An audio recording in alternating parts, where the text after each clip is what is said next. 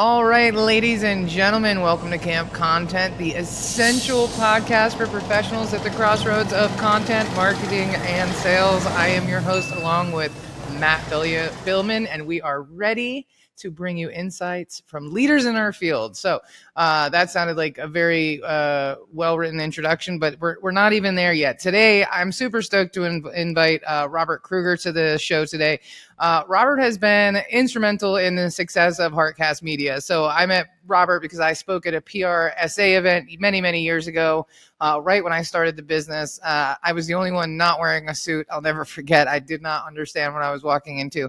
And it was absolutely instrumental for my business. And he has continued to provide opportunities through the communications board. So this episode is a little bit personal. So Robert is not only an architect of spaces, but of messages and missions. His professional highlight reel includes directing CEO communications at the world's premier architecture and design firms and launching a passion project, the Communications Board, to further a greater mission in communications. Beyond corporate communication, he's at the forefront of online education and professional development, leveraging his instructor experience to empower professionals globally. And that is no joke. The Communications Board is super awesome, and we're going to get into it. In this episode, we're going to cover the origin and mission of the Communications Board, the gap it fills in the current professional landscape, the evolution of education and professional development, and how the Communications Board services stand out in a competitive market. So without further ado, please welcome Robert Krueger to the show today. Welcome, Robert. Hello, thanks. It's great to be here. Yeah, I mean, I'm super stoked that you're here. I really wasn't just gassing you up in that intro. You really have been such a huge part of the success of Heartcast Media with all the opportunities that you've given us through the Communications Board. So honestly, thank you so much.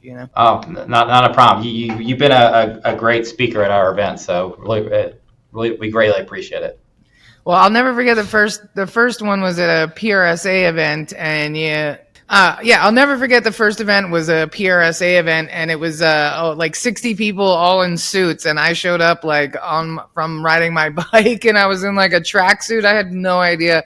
I didn't really know what it was. Jen Sherman, shout out to Jen Sherman, was the one who invited me, and so I recorded the thing, and I presented with Ian Fox, if I'm not mistaken, from Goat Rodeo, right? And it was just it was a great event, but it was funny because I was being my true self, and there was definitely some people in the room who were not expecting that. But, I had lots of new clients after that day, so I will never, ever forget that opportunity for sure.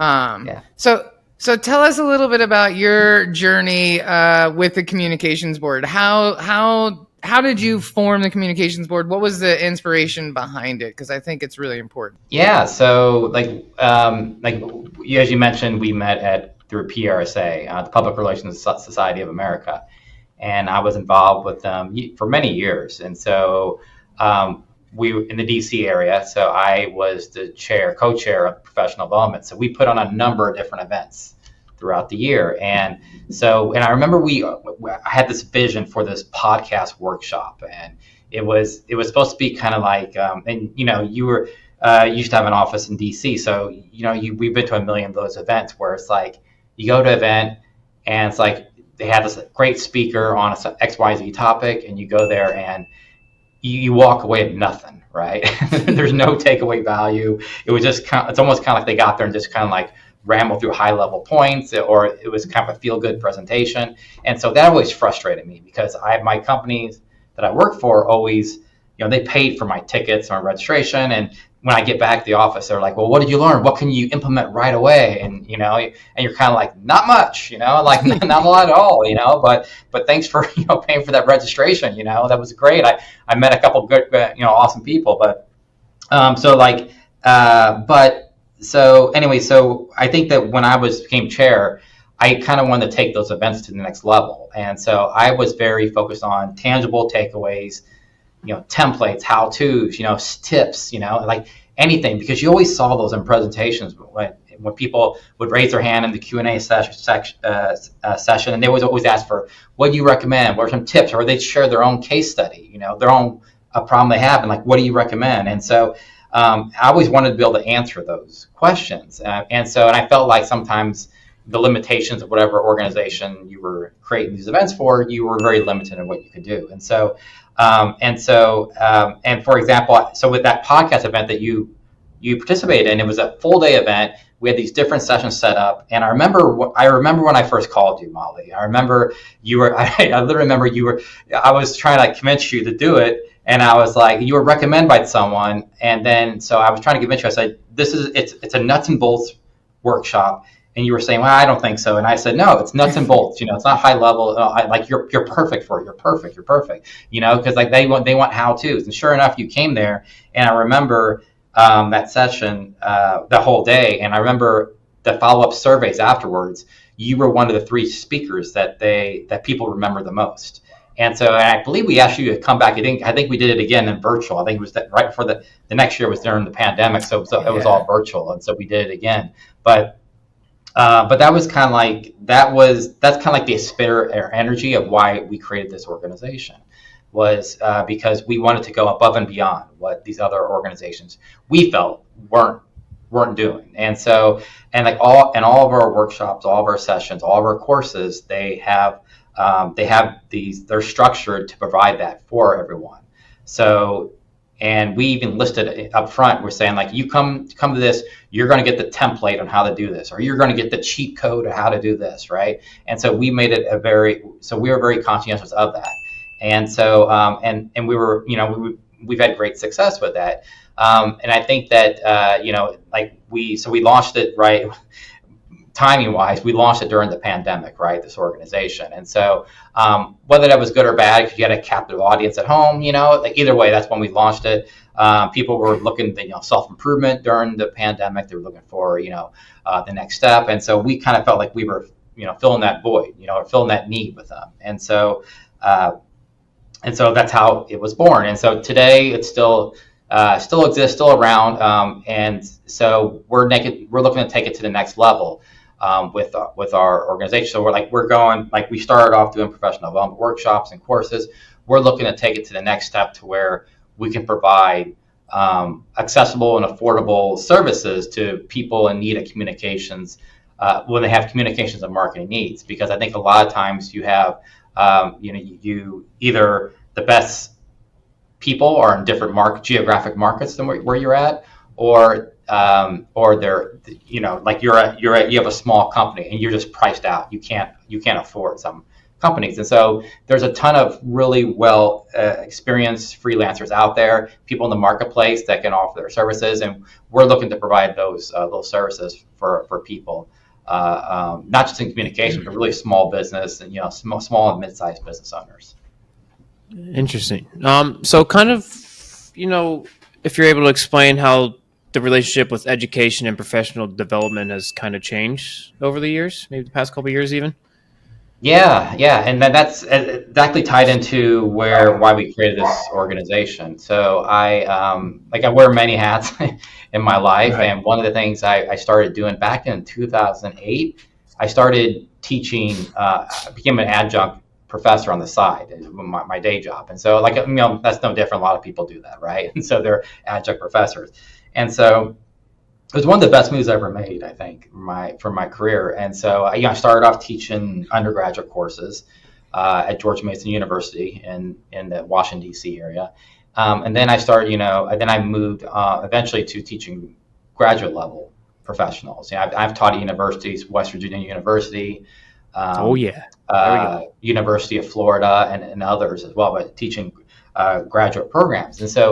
And what I've noticed was in those graduate programs that what students look for, they're looking for, I think they like theories and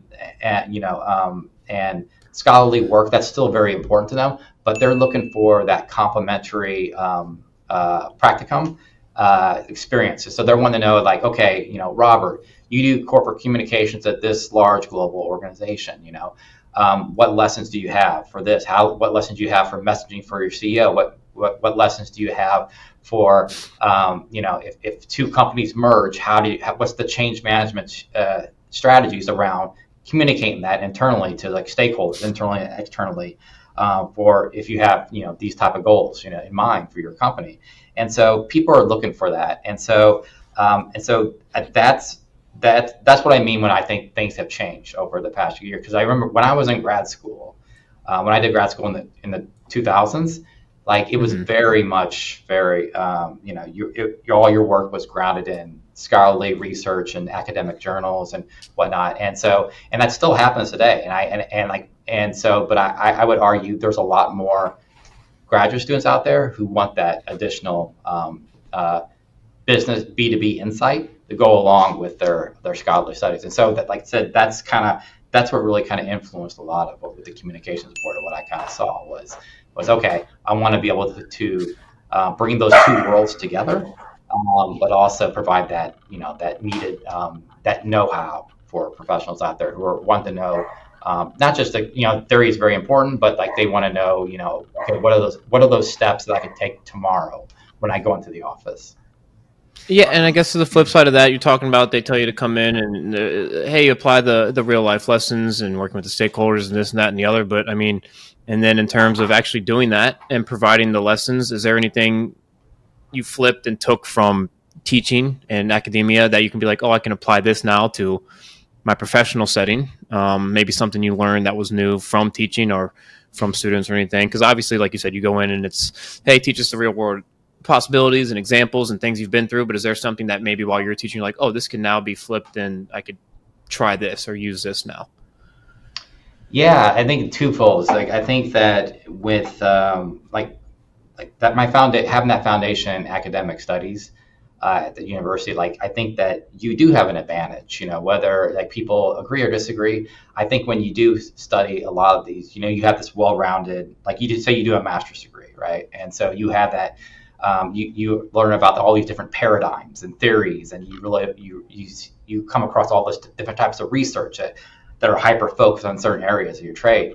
And so I think that, when you go in there, you're able to kind of take that immediately, and you have that advantage over people who don't have that background. And so I think that's definitely an advantage there as well. But I think also in regards to the universities and teaching, I think that I started off teaching in-person courses, and then I want to say I started doing it in 2014 or 2015, started teaching online.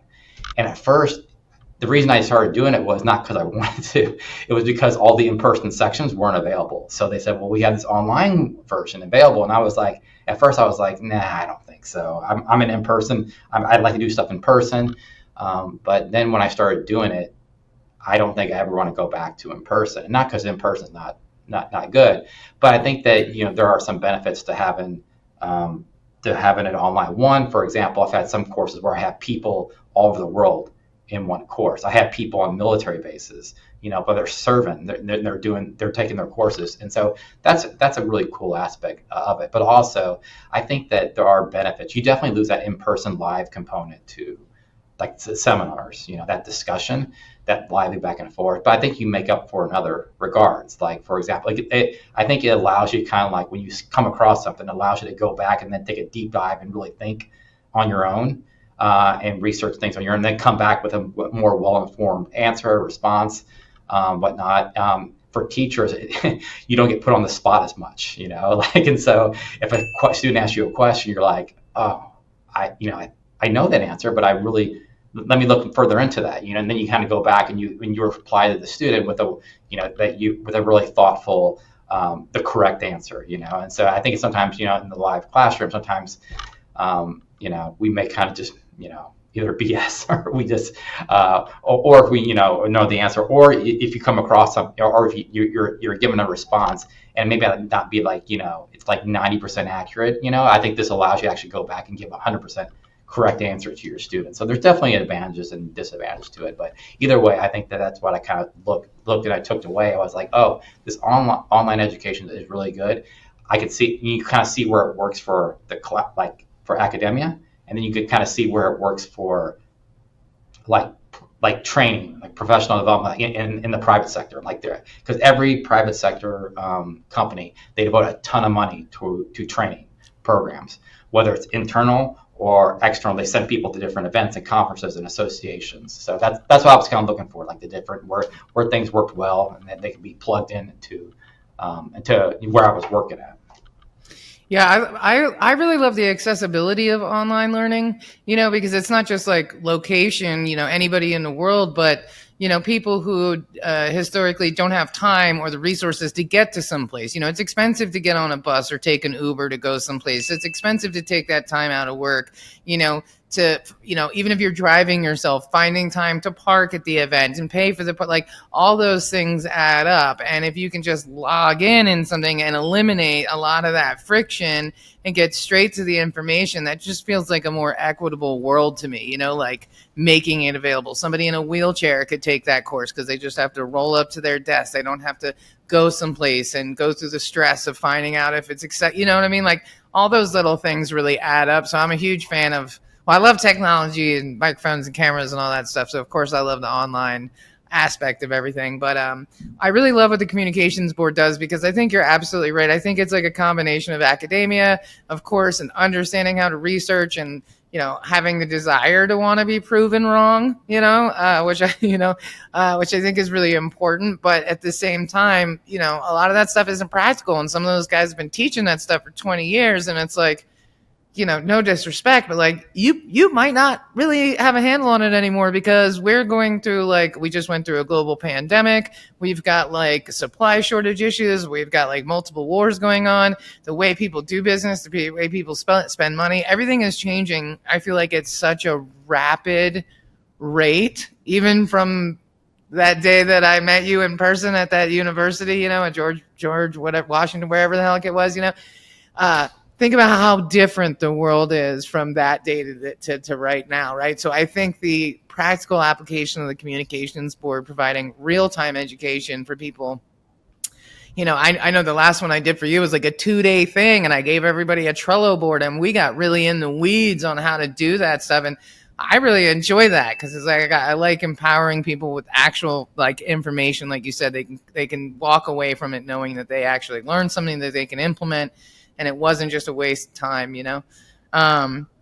So I'd like to talk a little bit about like the communications board, how are you, it seems like you have a lot of relationships with lots of different people. So you're working with different organizations, different people to present different content. Can you tell me a little bit more about that? Yeah, so I think that like having worked in communications for about 20 years, and always in DC. DC is a really good city, like I don't think we think about it sometimes. Like it has a really good communications sector.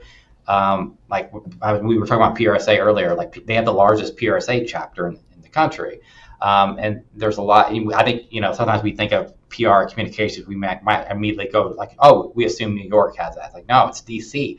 We have a lot of public affairs people, and that's all communication professionals. We have a ton of nonprofits here, and so there's a lot of in-house communication professionals. We have a lot of hospitals, universities, they all have communications people, and so you come across all these different individuals, and over time it's just like it becomes kind of like this chain reaction too, because when we started holding courses and workshops online, I think that we had a lot of people just reach out to us and say, hey, I want to be a part of that. How can I be a part of that? Can I teach something? And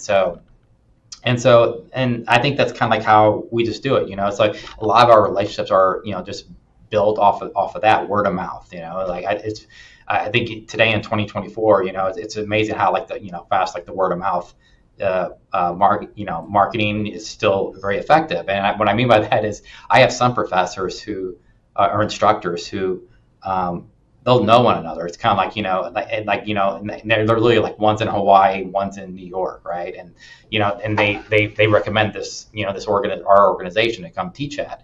And so that's the way it kind of builds up. But we don't just, but at the same time, we don't let just anyone, right, do it. Like we want to have the best of the best. And we want to have, we look to make sure that all instructors have that, that they either like have their own company or are done like have a lot of in-house, communications experience. Obviously haven't led workshops or taught before is very important. So we're very aware of this, the student experience when they come to these things.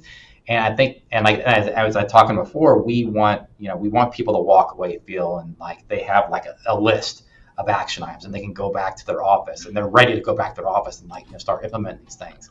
And so that's kind of what we work with our professors on, is about like, okay, what are the takeaway values? Give us, what, you need to have all the stuff ready, all these different, materials like to give away to each person who registers for the workshop. And so anyway, so yeah, that's kind of how we build up this network over time. And so, if I was like, I never really sit down and think about it, but if you go down and look, like all of our different instructors, I think all these people that I've come across in like academia or nonprofit world, or I was in San Francisco, for work, and I came across someone, or like someone, I have an instructor in Chicago, and she knew someone down in Houston, like that would be a great fit for teaching these things. And so it's kind of strange how that works, but yeah. But I think the beauty of that is that we get a diverse pool of instructors with this variety of different experiences and expertise, and they're very applicable to a variety of different people in different organizations. Because communications, I think, like when I first got in here, it was like, I think you think like, it's PR, it's media relations, and not, it's like, but it's such a broad spectrum of specialties, and that's our ultimate goal, is really to have a variety of different programming that's relevant, that fits really any communications professional. I mean, you talk about the diversity, variety, and all the experience that comes in play. How do you market the company? How do you reach out, find all these individuals and all that experience and everything, and kind of bring it all into one place? How do you get the students? Yeah, I mean, a lot of them like. Oh, sorry. Yeah. I've got a really bad delay here, but how are you finding the students, the people that actually come take these courses and workshops? We do a lot of advertising, a lot of marketing. So it's a lot of paid advertising that we do across social, search, search engine marketing. We do a lot of content marketing as well. So we have materials on our website, and people will reach out and will sign up to get on our email list. So a lot of it is organically driven, and some of it is driven by paid. I think one of we recently had, we partnered with, Molly, I think you know him, Anthony Shop, with Social Driver. Social Driver is an agency in DC.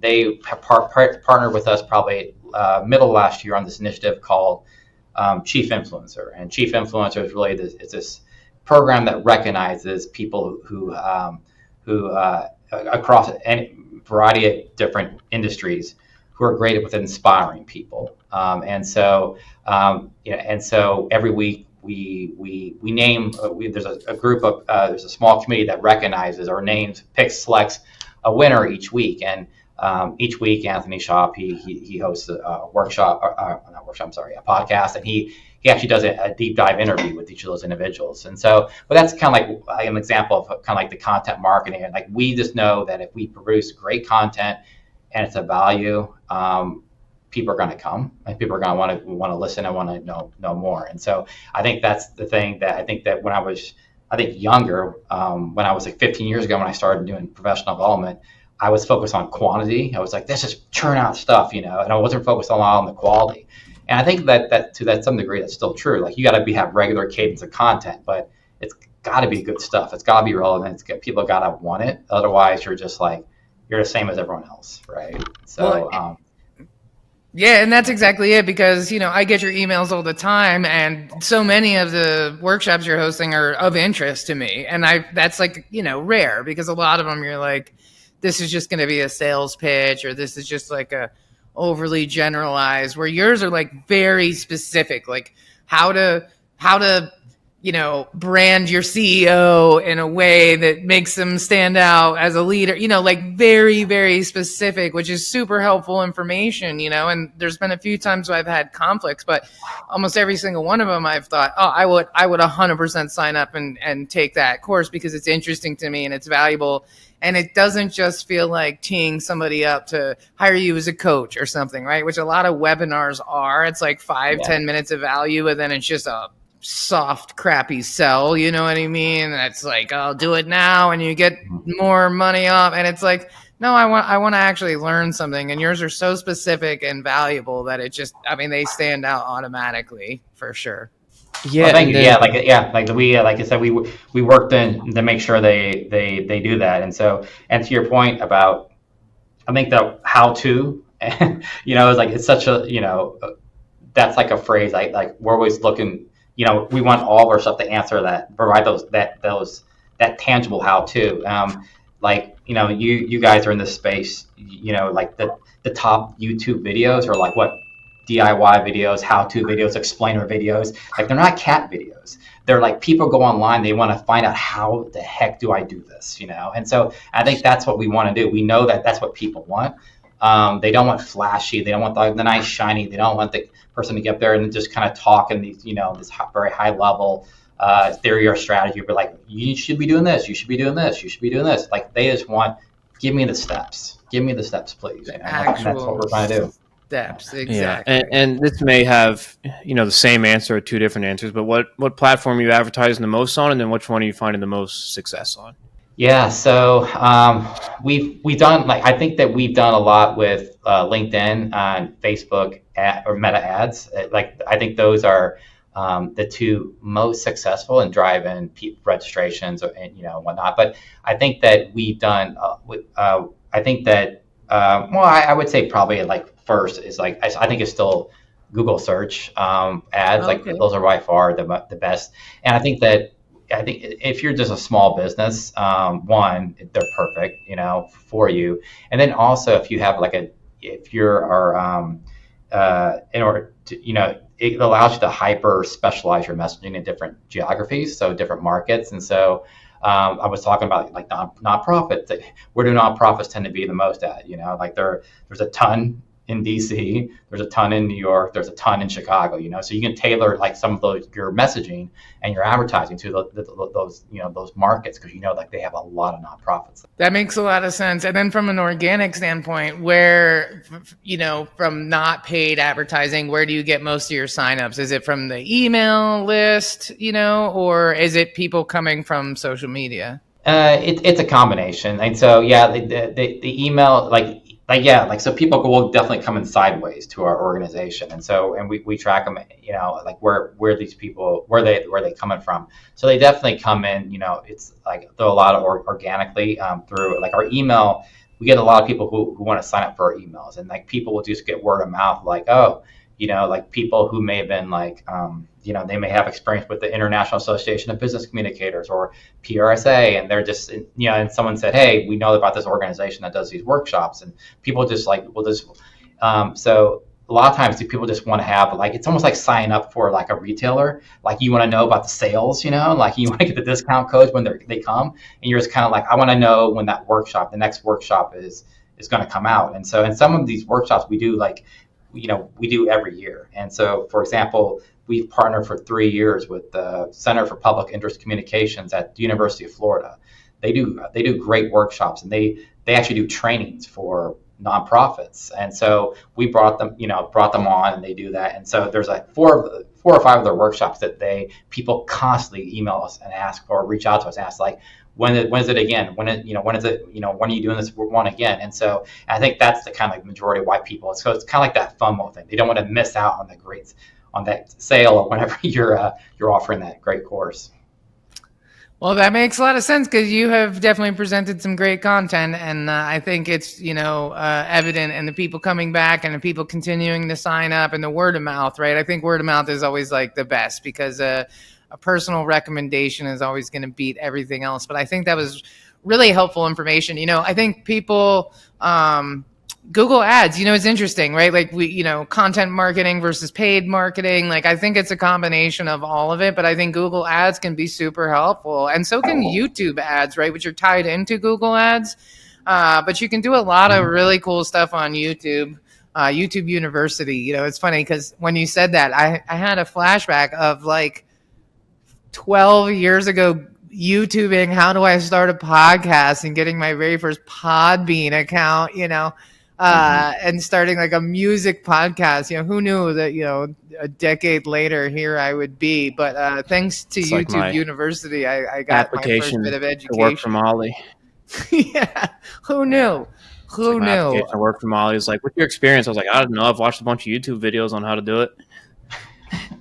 Hey, man, Seemed to everything you work. could possibly need to know is on YouTube or in these extended, higher learning workshops like you're providing, which are amazing, absolutely amazing. So if you have been listening to this episode and you find it helpful and you're intrigued, go to the community. It's communicationsboard.org, not the just communicationsboard.org. Of course, we're going to have all of Robert's links and everything else in the show notes, so you can just click below and get straight to him and sign up for that email list and take some of those courses. You might see me in the room. There's a lot, not as a presenter, but as a student, because there is really a ton of value.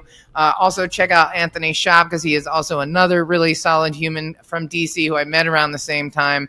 And I see him pop up on LinkedIn too, and it always puts a smile on my face. So, Robert, before we say goodbye, where is the best people to find you, connect with you? Are you looking for educators? Are you looking for students? How can our community help you? Yeah, so if you're wanting to get involved with us, whether you're taking if you want to take courses, most definitely sign up for our email list. Now you can just go to communicationsboard.org and they'll pop up. You'll see the pop up where you add your email and name to our list. But if you are wanting to be an instructor for us, same thing.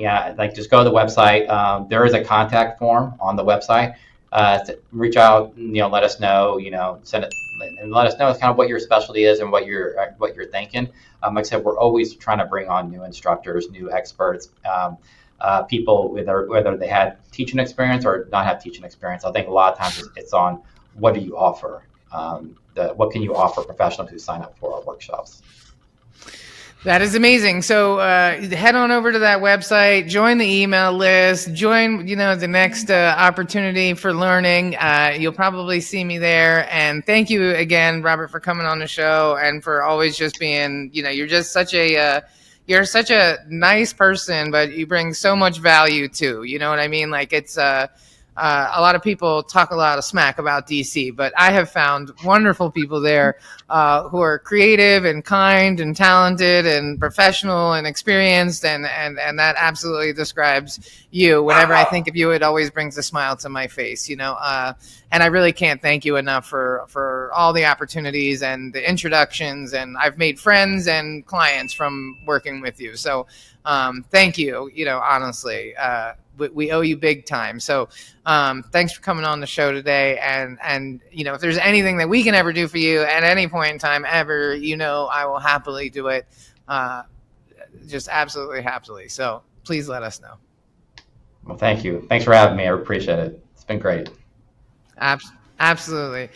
So thanks for tuning in to Camp Content. If you found this content valuable, please consider sharing it on LinkedIn and tagging us, and then hit up the communications board, communicationsboard.org. You can find them on LinkedIn. I mean, you know how Google works. If you put it in, you're going to find them. But show Robert some love, follow the organization, send it to your friends. Word of mouth is always best. And until next time, be excellent to each other. Thanks.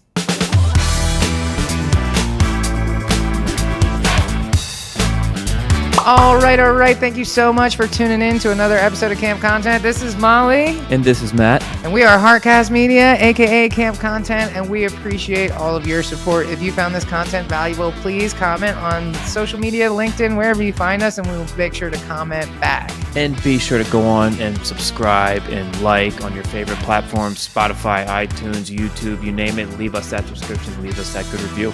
We'll love you forever. So until next time, be excellent to each other, and we'll see you next week. Produced by Heartcast Media.